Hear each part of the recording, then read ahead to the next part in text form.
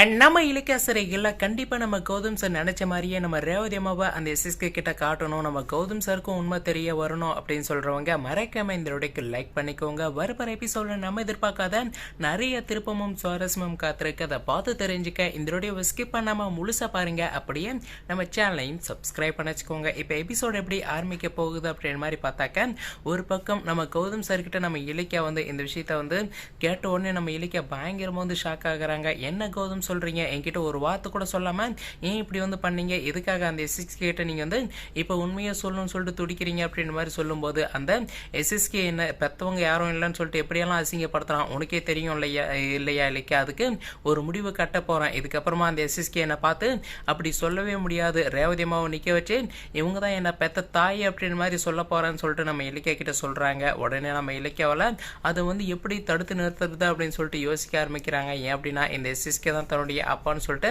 நம்ம கௌதம் சாருக்கு தெரிய வந்துடும். அதே சமயத்தில் நம்ம ஜானகி அம்மா வேற ஒரு பக்கம் நம்ம ரேவதி அம்மாவுக்கு உண்மை தெரிய வந்தாவே செத்து போயிடும் அப்படின்றாங்க. இன்னொரு பக்கம் அந்த எஸ்எஸ்கே தான் நம்ம கௌதமுடைய அப்பா. அதே சமயத்தில் நம்ம கௌதம் சாருக்கு இந்த எஸ்எஸ்கே தான் தன்னுடைய அப்பான்னு தெரிய வந்துச்சு அப்படின்னா கண்டிப்பாக நம்ம ஜானகி அம்மா உயிரோடவே இருக்க மாட்டேன் அப்படின்னு சொல்லுவாங்க இல்லையா. அதுக்காக தான் நம்ம இலக்கியா பயப்படுறாங்க. இது எப்படி தடுத்து நிறுத்துறதுன்னு சொல்லிட்டு நம்ம கௌதம் சார்கிட்டயே வந்து சொல்றாங்க. கௌதம், இதுக்கப்புறமா நீங்க நான் சொல்றதை கேளுங்க, தயவு செய்து அங்கிருந்து கிளம்பி வந்துருங்க. அந்த எஸ்எஸ்கேவுக்கெல்லாம் நிரூபிக்கணும் உங்களை பெற்றவங்க அவங்க தான் சொல்லிட்டு காட்டணுன்ற அவசியமே வந்து கிடையாது. நான் சொல்றதை கேளுங்க, நீங்க கூட்டிட்டு ரேவதி அம்மாவை கூட்டிட்டு உடனே அங்கிருந்து கிளம்பி வந்துருங்க அப்படின்னு மாதிரி சொல்றாங்க. ஆனா நம்ம கௌதம் சார் வந்து இல்லை இலக்கியா, நான் வந்து முடிவு பண்ணிட்டேன், கண்டிப்பா அந்த எஸ்எஸ்கே முன்னாடி ரேவதி அம்மாவை நிற்க வச்சு இவங்க தான் என்ன பெத்த தாயின்னு சொல்லிட்டு அந்த எஸ்எஸ்கேவுக்கு காட்ட போறேன், இதை யாராலுமே வந்து தடுக்க முடியாது அப்படின்னு சொல்லிட்டு நம்ம கௌதம் சார் வந்து போனை கட் பண்ணிடுறாங்க. அதே சமயத்தில் இன்னொரு பக்கம் அந்த எஸ்எஸ்கே உடைய காருமே கோயிலுக்கு வந்துடுது. இப்போ நம்ம கௌதம் சாருக்கு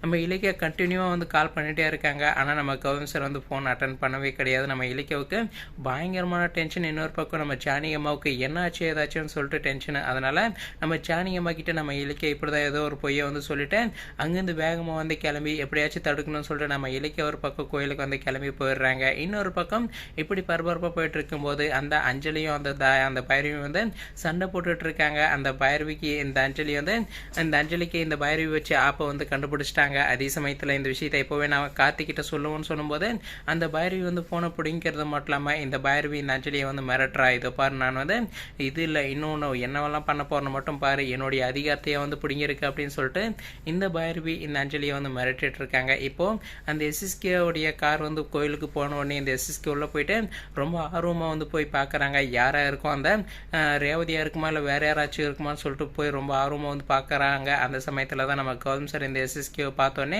அந்த எஸ்எஸ்கேவை கூப்பிட்டு பேசிகிட்டு இருக்காங்க. ஆனால் நம்ம ரேவதி அம்மா இந்த எஸ்எஸ்கேவை பார்த்தோன்னே ஓடி போய் ஒளிஞ்சிக்கிறாங்க. அதுக்கப்புறமா நம்ம கௌதம் சார் நம்ம ரேவதி அம்மாவை தேடி கண்டுபிடிக்கிறதுக்குள்ளவே நம்ம இலக்கிய ஒரு பிரச்சனையை பண்ணி அங்கே நம்ம ரேவதி அம்மா அந்த எஸ்எஸ்கேலாம் பார்க்காத மாதிரி பண்ணி ஒரு கலவரத்தை வந்து உண்டு பண்ணிடுறாங்க. அதனால் நம்ம கௌதம் சார் நினச்ச மாதிரி எந்த ஒரு உண்மையும் தெரிய வர போகிறது கிடையாது. நம்ம ரேவதி அம்மாவை அந்த எஸ்எஸ்கே வந்து பார்க்க போகிறது கிடையாது. இந்த கௌதம் தான் தன்னுடைய பொருள்னு சொல்லிட்டு இந்த எஸ்எஸ்கேவுக்கு தெரியாமையே வந்து போயிடுச்சு. வெயிட் பண்ணி பார்க்கலாம்.